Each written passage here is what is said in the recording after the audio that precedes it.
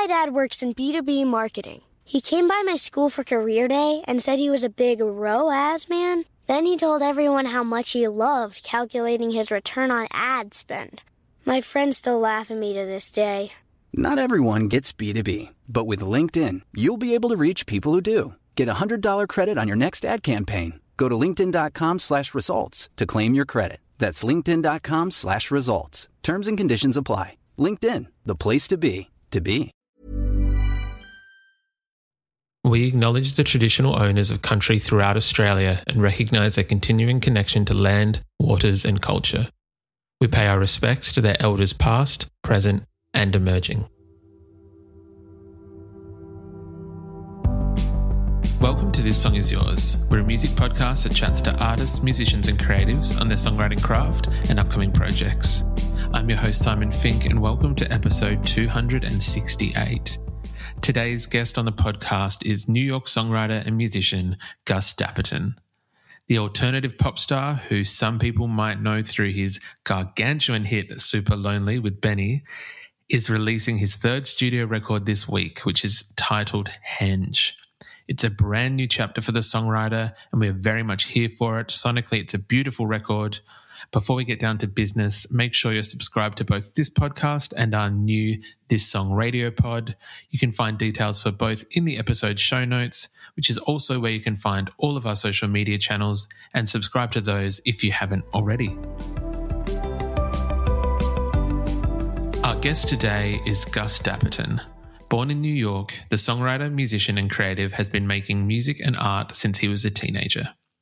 Releasing singles and EPs and building his own unique live show since 2016, he's built up a unique fan base that follows his every word. In 2020, he was featured on the massive hit Supalonely from New Zealand artist Benee, which now sits at over 1 billion streams, and it's seen his star power reach even further heights. Since then, he's played Coachella and has worked with artists like Easy Life and Foster the People. This week, he releases his brilliant third record, Henge, which is a somewhat of a concept record about the mysterious time between night and dawn. Sonically, it is a gorgeous record. It is well worth your time if you're looking to listen to something over this weekend. In today's episode, we're talking to Gus about the evolution of his songwriting and why no one project sounds the same as the next. We discuss the songwriting scenes in both Los Angeles and New York and how they possibly differ. And then we also question Gus on whether he'll tour Australia anytime soon. Henge is out now and you can find all the details on where to stream it or buy it in the show notes. And we do want to say a massive thank you to Thomas from Warner Music Australia for his help with this episode. Here is our conversation with Gus Dapperton.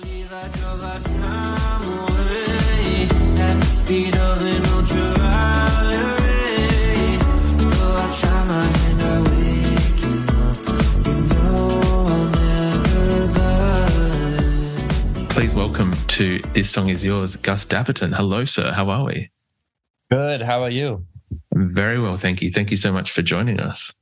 Yes, thanks for having me. Of course. I guess firstly, where are you joining us from today? I know that you're a busy man. You must be kind of everywhere and everywhere all at once at the moment.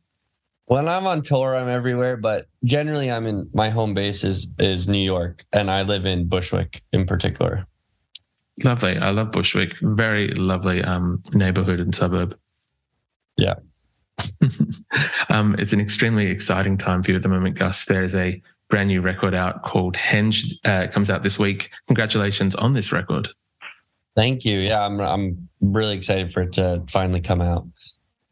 Of course. This is the third studio record from yourself. Are you someone who gets nervous around kind of release week? No. I definitely get very excited. I don't get nervous anymore, and maybe I used to, but I'm not a veteran, but I kind of feel like I've like had my fair share of album cycles now, even though it's only been 2, and I feel like I've learned a lot over the years, and this album in particular feels really tied up to me and bundled up in a really nice way. So I'm just excited for it to come out. We've spoken to a few artists lately where it's almost that thing of that once it's done, it's kind of almost put away, and then it, in a way, doesn't belong to the artist alone anymore. Total 100%. Yeah, it is well, I know that fans are very excited for this record, doing a little bit of scouring over social media and everything in preparation for today. I could see that there's a lot of fans that are excited for this to come out. In terms of, obviously we are going to talk about the record and the songwriting behind it. I'd love to know, I guess, are you someone who not necessarily gives in to fans' expectations, or, you're trolling message boards reading, oh, that's a good idea, maybe I should do that. But I guess having that kind of thought of what the fans want and then what you're putting out, is there ever any, I guess, overlap on that in terms of what ends up being the end result? I never give the fans what they think they want. It's not about me. It's about, like you said, like the music belongs to the fans and the people once it's really released. And I completely agree with that. But what I will say is, like my whole goal is to push my boundaries and push the boundaries of what I can do and experiment with. So I think for me, I always try to make something that's drastically different from the last thing, because I want to inspire people in ways they didn't know they were going to be inspired by, as opposed to just making the same old sound and the same old songs. So there have been plenty of fans who have been so turned off from like me not making music like how I used to, and I bet there's a lot of people who really liked my last album who probably won't like this album as much. But I don't want to be that way. I want to create without any boundaries. 100%. And I think that without being unfair to fans, it is, if an artist is simply making a carbon copy of the same thing time and time again, it becomes less interesting for you, and your heart is, I think, less involved in it as well. 100%. Even now, it's become, I still have to like get up the excitement and to make music, and I like, not because I don't love it, it's the thing I'm the most passionate about in the world, but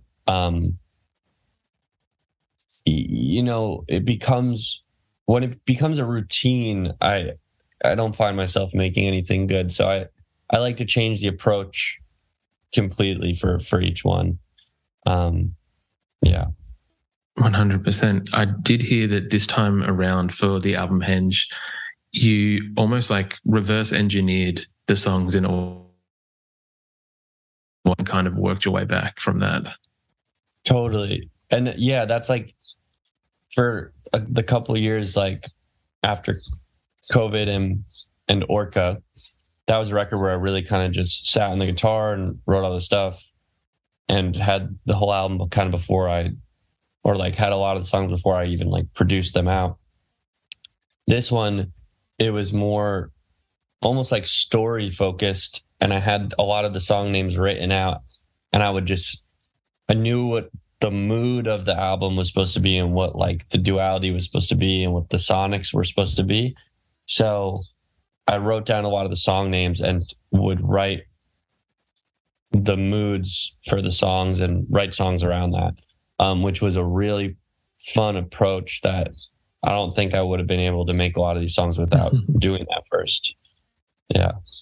It is a very unique approach, and I'm curious, and I guess, is there a notes app or something on your phone that has quite a lot of song titles that maybe didn't make that cut or didn't get past a certain stage 1 or 2? Honestly, no, but some of the songs, like, names changed a little once they were. I had a song just called Midnight, and now it's Midnight Train. Just a bit better, but there were some songs I didn't do that for, but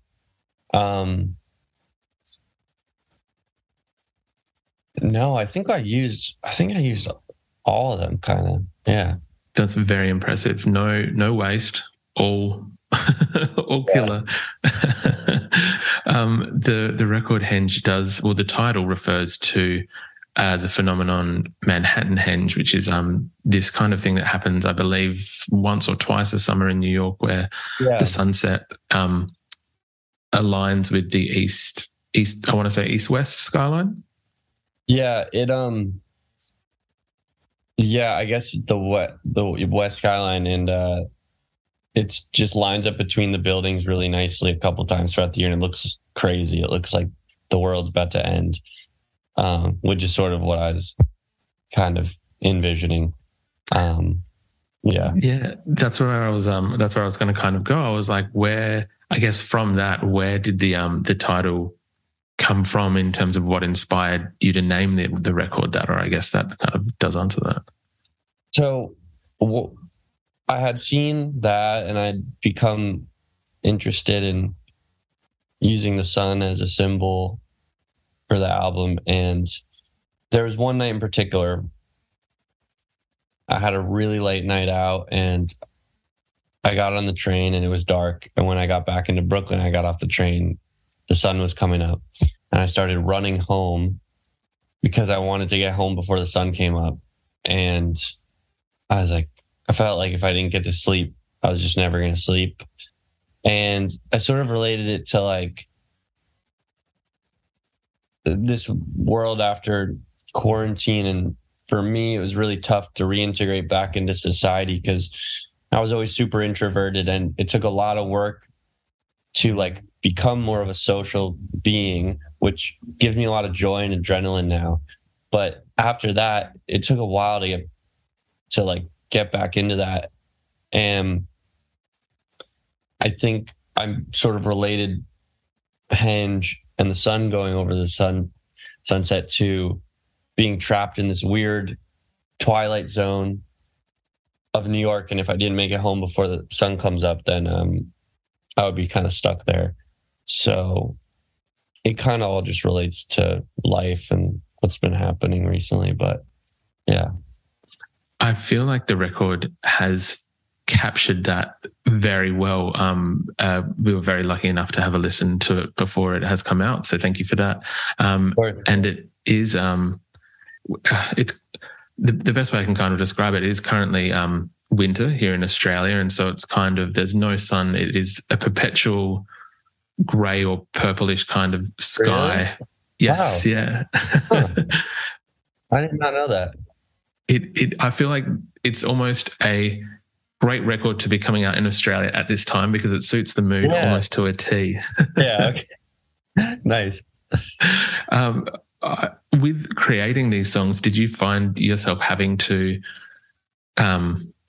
almost, I want to say like seasonally, it's not seasonally, but if you're creating songs that are kind of based or that sonically not even refer to, I don't know how I'm trying to ask this. It's almost, these songs do encapsulate that moment that you were just describing. And I'm curious that when creating them, did you find yourself having to avoid like writing in the middle of the day if it is sunny, if it's an enjoyable summer day, because it doesn't quite fit what's going on in the studio?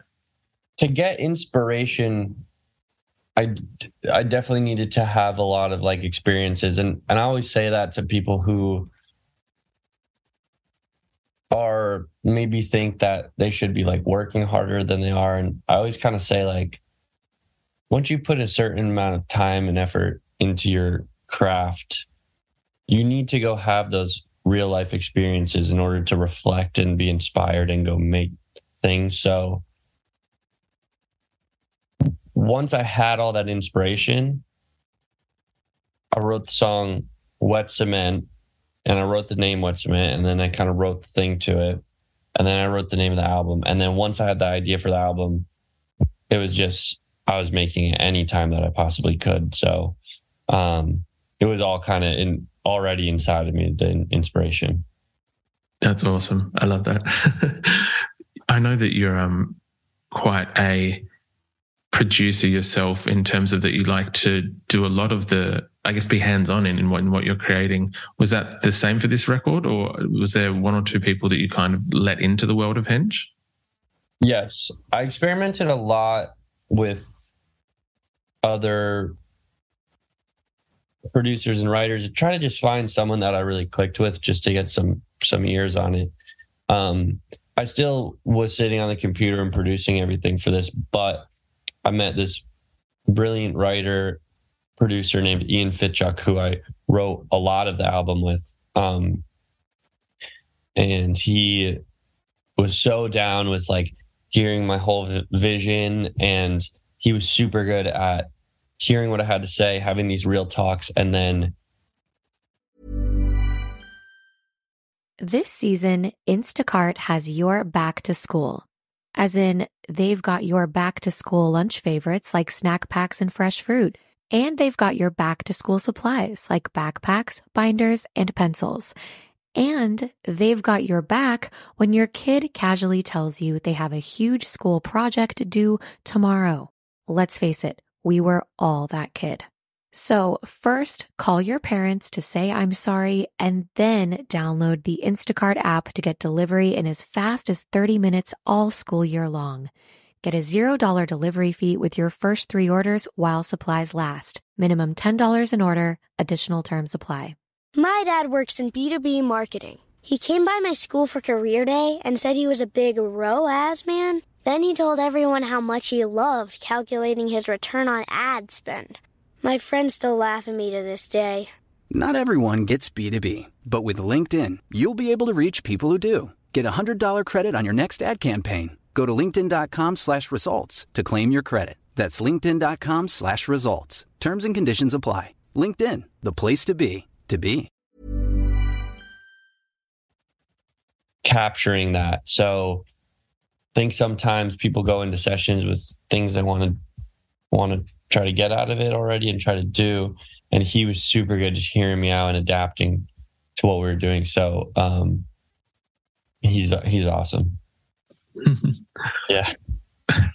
I previously spoke with Mo Travers from Easy Life, who I know you collaborated with on their record last year, and he discussed collaborating with yourself. And I'm curious to know, for you, there are a few guests on this record. What does make a good collaborator? And I guess what are you looking for when you do kind of reach out to someone? I think just chemistry, really. It's all about chemistry. I would never be able to make a good song with someone who I didn't have a good chemistry with and didn't share like similar views on the creative process. And I like working and letting people in who are friendly and share my mindset when it comes to that. So a lot of times when it comes to albums, I'll work with people that I've already collaborated with. So on this album, Benee I had already collaborated with and worked with, and Cruel Santino I also had worked with, and and then Ocean Vuong, we just had talked for a while, and I love his writing and poetry, and that one I really just wanted to find a way we could collaborate despite our mediums being quite different. So, yeah. 100%. As you mentioned, Benee does make an appearance on this record. And I think that anyone listening to this podcast, unless they were living under a rock for the last 3 years, would have heard the previous collaboration that you guys had. I think it's been streamed 2-3 billion times by now, Supalonely. Yeah. Was there any, because it's a crazy success, and congratulations on that as well. Was there any pressure in collaborating once again and almost not following it up, but, trying to have that same magic twice? Not for me. Not for me. I anytime I try to make a good song, it's a bad song. Anytime I try to make a song that is creative and unique, I tend to like them. So I don't think I could make a hit song if I tried. But I'm really happy with the things that have come out of collaborating with these people, going into the session, not trying to do that, 100%. Do you remember, I guess, what originally drew you to songwriting, Gus? What kind of attracted you to to writing lyrics and music? The first thing that I always was obsessed with music and listening to music and songs, and I always would put all my friends onto music. So I was always a huge fan, but what really I was drawn to was production and beats. And it's like I grew up under a rock. Like no one else knew around me how beats were made. And like no one could tell me, and I didn't know either. And I wasn't like on the computer a lot, and there was no social media. So like, I just was like, okay, so there's like the singer, like how is all of the other things happening? So in 8th grade, we were made to make a song on GarageBand for a music class because there was a new computer lab that opened in our middle school, and our music teacher made us go on there. And we went on GarageBand. I was like, oh, like this is how you make the song. This is how you make beats. Ever since then, I was obsessed with that because I wasn't a good singer, not a good player, but I knew why things sounded good and like why I liked how they sounded and could describe that. And I think that's like, what a lot of people feel. 100%. Obviously you've produced your own music. Have you, and I apologize if I'm getting any of this wrong, have you kind of ventured outside of your project and thought about producing for other artists and musicians? Totally. I've done a few sessions, and I love doing that too. I've produced a lot of my sister's music. She plays in my band, Amadel. And most of the sessions I've done, I've ended up just like being on the song when I try to just produce for someone. There's a song called Velcro by Spill Tab that, yeah. And I also think there's not really like set rules when we go into the session. So a lot of the collaborations I've just ended up featuring on the song, but when I've been like set to produce something, but I'd like to do it more for sure. Is there anyone that you would that you'd kind of got on like a wish list or a bucket list of artists that you would like to work with or produce for? Good question. When people ask me this, I always feel so bad because I honestly don't like when it comes to. I'm almost kind of like the don't meet your heroes mindset. And so I just don't have like that wish list of those dream artists that I always loved. Like, I just want to be fans of them, to be honest. You know what I mean? But very fair. I love working with my friends and peers, and there's a little scene in New York, and I like working with those people for sure. 100%. I think from what we've heard and discussed with previous artists, and even reading into some stuff with yourself, I think that the New York scene appears to be a little bit smaller, but more collaborative or more community-based than maybe the LA scene, with no disrespect to the LA songwriting scene either. Totally.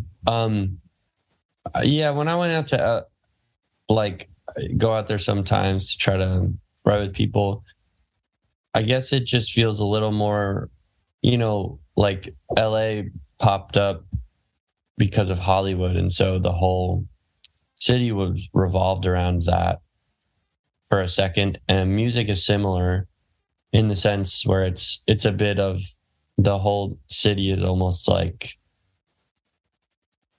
a place to work. And like it sometimes feels a little transactional.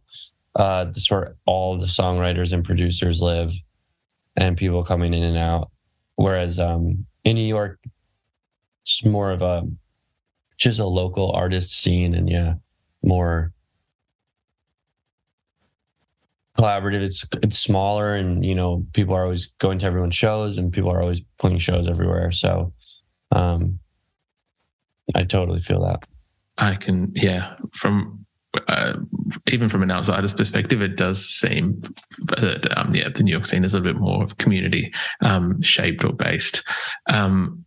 Later in the year, in September, October, and November, you're heading out on the road. I believe you're playing across the US. You're playing some European dates as well. I know you've kind of made a few appearances here and there at some festivals this year, but how are you feeling about kind of getting back out on the road and taking these songs to people? I'm so excited to like make a really cohesive, fun, entertaining set for everyone. I've never really had the time to kind of like, I want to make this a real show and have all these crazy transitions and things and like fun, interesting moments that I've never been able to do in the past. We just would learn a song and then throw it on the set list and it'd be start, stop, start, stop, start, stop. Tune my guitar real quick, whatever. This one I'm really interested in keeping the momentum going really strong the whole time. And having it be an immersive world, an immersive experience with, you know, how the stage looks, the lights, how we look, and how the songs sound. So I'm really excited. There's a really good chunk of time right after the album comes out where people have to digest the music and then still be excited once we go out. So I'm hyped on that. I can imagine that there's, as I said before on social media, it seems like there's a lot of people excited to see you on tour as well. I did read somewhere, I think, I don't want to spoil anything. We can cut this out if so.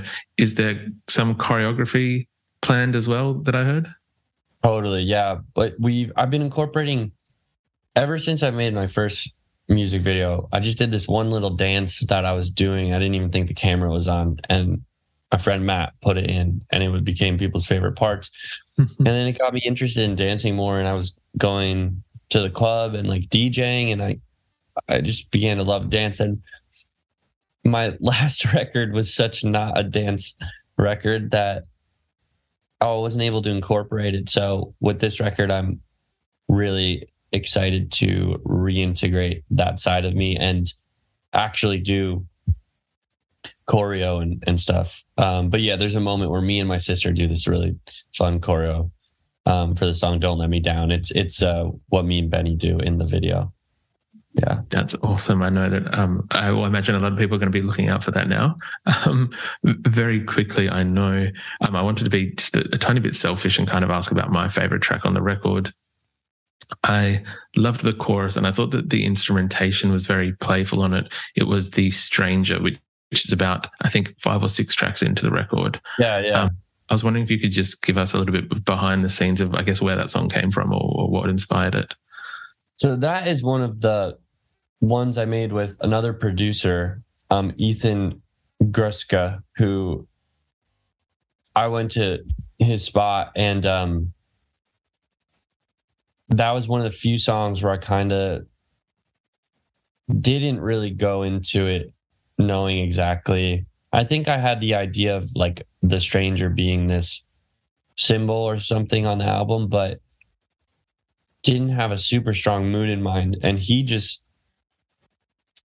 basically found this breakbeat sample, and I just immediately started playing it, and we made it together. And that's one of the few that like just like going into a session with someone I don't know and making something really great with them.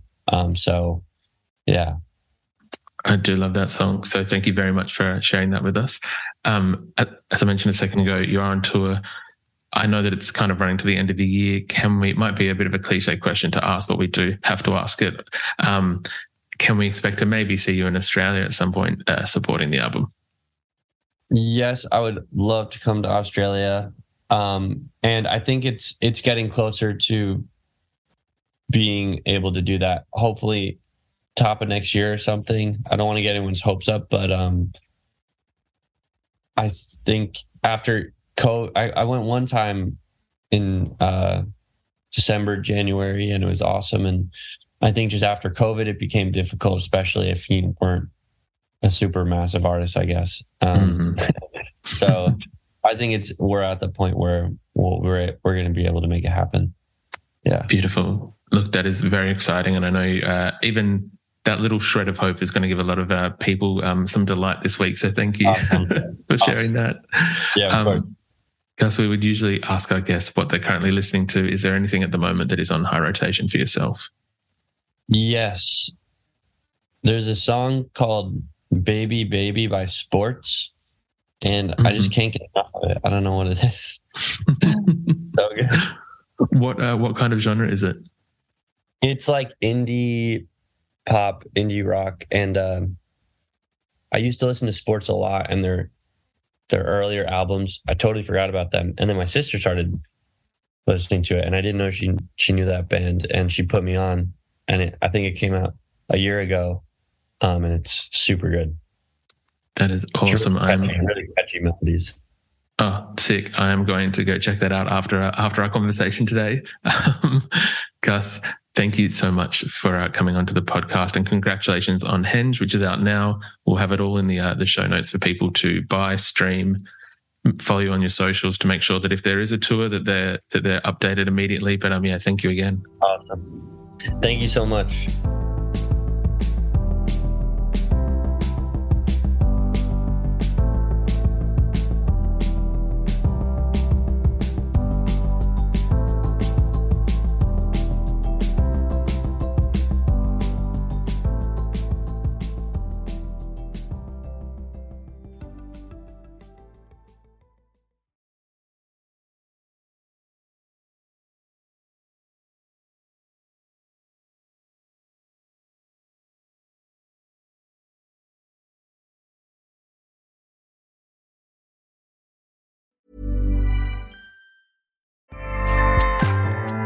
Acast powers the world's best podcasts. Here's a show that we recommend. I'm Kristen. And I'm Jen from the I Mom So Hard podcast. Now listen, we don't want to brag, but yes, we are moms. We're average moms. Below average sometimes. But we're not just moms. Yeah, we don't want you to think that we're just moms. And we're not just supermodels either. We're not just pieces of meat. That's right. We're not even close. Yeah. But we are comedians, and we're also best friends. We're also best-selling authors. And television writers. And we created a viral web series. With over 300 million views. Okay, What's up? bragging. Who's bragging? And we were in our swimsuits. Again, not supermodels. We're also podcasters. Are we podcasting right now? Not right now, but we have been podcasting for 3 years. We're bringing laughs every Tuesday to women and moms everywhere. And one dude who's a sophomore in college, his name's Greg, whatever, he messaged us and made me feel cool. So nice. Amazing. Please listen to the I Mom So Hard podcast on Acast. Woo! Acast helps creators launch, grow, and monetize their podcasts everywhere. Acast.com.